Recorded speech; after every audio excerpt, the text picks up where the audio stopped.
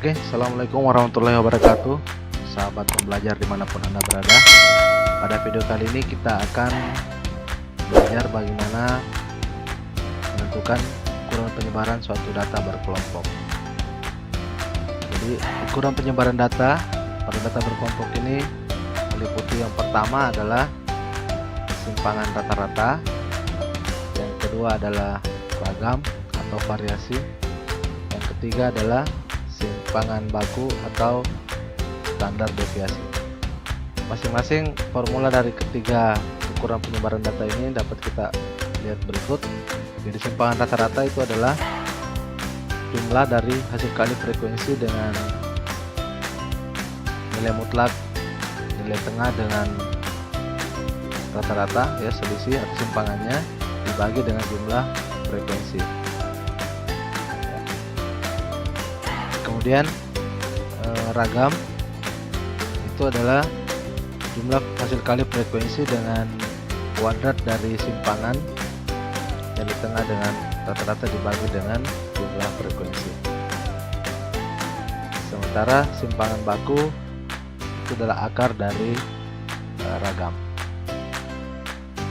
Oke, baik teman-teman, kita akan coba kaji satu persatu dari tiga ukuran penyebaran data ini dengan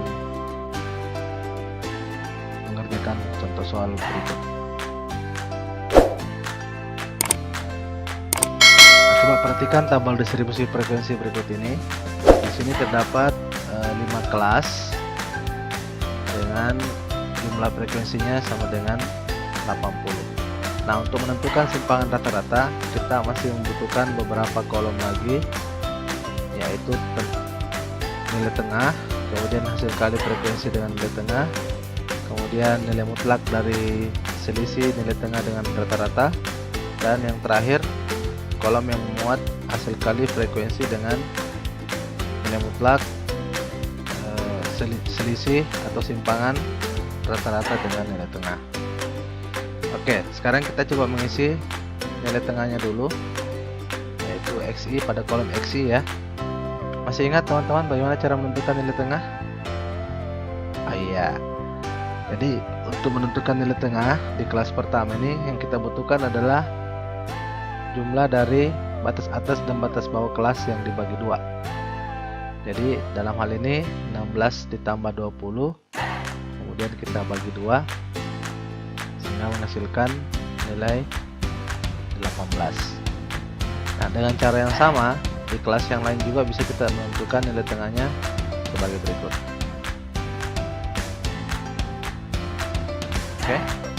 Nah, langkah selanjutnya adalah tinggal kita mengalihkan frekuensi atau data yang terdapat pada kolom kedua ini dengan nilai tengah atau data yang terdapat pada kolom yang ketiga.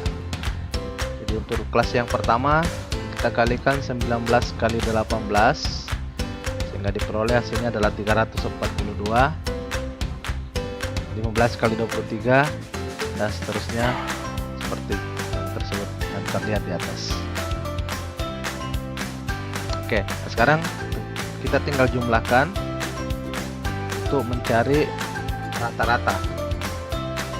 Ya, jadi masih ingat rata-rata atau X bar itu sama dengan jumlah dari hasil kali frekuensi dengan nilai tengah dibagi dengan jumlah frekuensi. Jadi dalam hal ini yang kita lakukan adalah untuk mencari rata-rata tinggal membagi 2145 dengan 80, ya, diperolehnya sama dengan 26,8125 yang kita bulatkan menjadi 27. Ya, kita bulatkan menjadi 27 ini supaya lebih memudahkan saja dalam perhitungan simpangannya. Nah, sekarang selanjutnya kita menghitung simpangan dari nilai tengah dengan nilai rata-rata.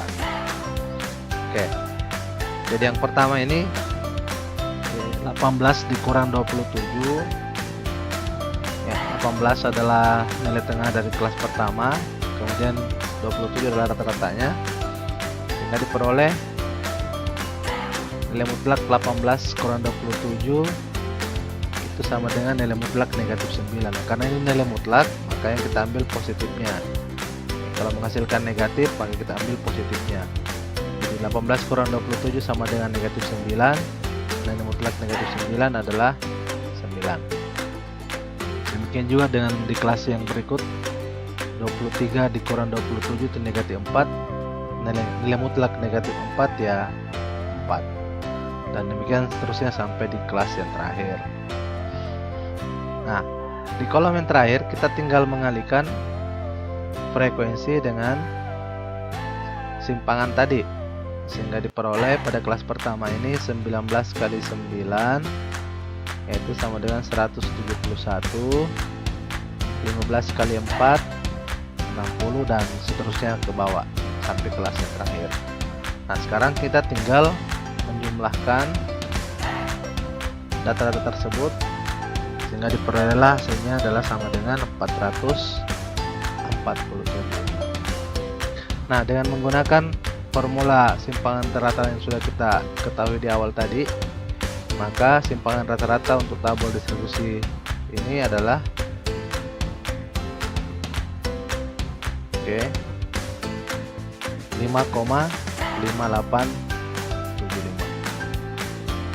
Jadi dengan demikian simpangan rata-rata dari tabel distribusi frekuensi yang kita jadikan sebagai contoh ini sama dengan 5,5875. Selanjutnya kita membahas bagaimana cara menentukan ragam dan simpangan baku.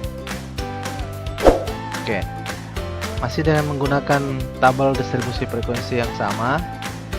Nah, tadi kita sudah menyelesaikan sampai ke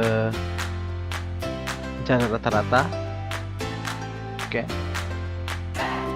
Nah, untuk mencari ragam yang kita bukukan di sini adalah juga simpangan atau selisih dari nilai tengah dengan rata-rata. Jadi untuk kelas yang pertama kita mencari yaitu 18 dikurang dengan 27 itu negatif 9, 23 dikurang 27 negatif 4, dan seterusnya sampai ke kelas yang terakhir 38 dikurang 27 sama dengan 11. Nah, pada kolom berikutnya nilai pada kolom yang ke-5 tadi ini kita kuadratkan ya, kita kuadratkan sehingga negatif 9 dikuadratkan sama dengan 81, negatif 4 dikuadratkan sama dengan 16, dan begitu seterusnya sampai ke 11 dikuadratkan hasilnya sama dengan 121. Nah, di kolom yang terakhir kita tinggal mengalihkan frekuensi dengan kuadrat simpangan tadi.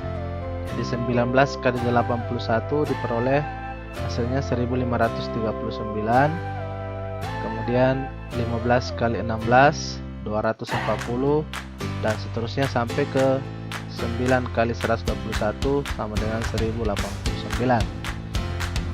Nah, selanjutnya tinggal kita jumlahkan lagi kolom terakhir ini sehingga diperoleh hasilnya sama dengan 3465.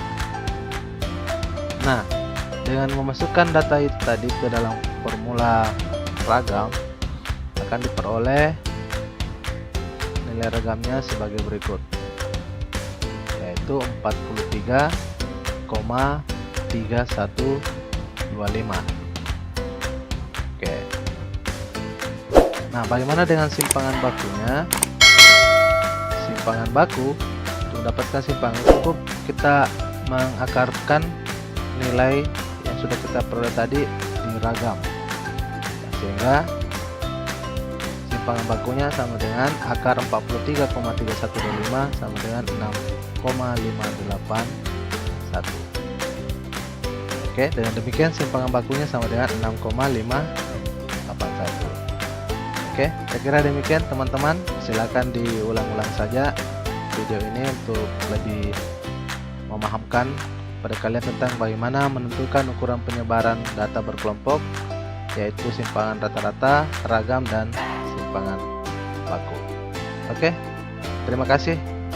Silakan di like, share, dan subscribe channel ini. Enjoy. Assalamualaikum warahmatullahi wabarakatuh.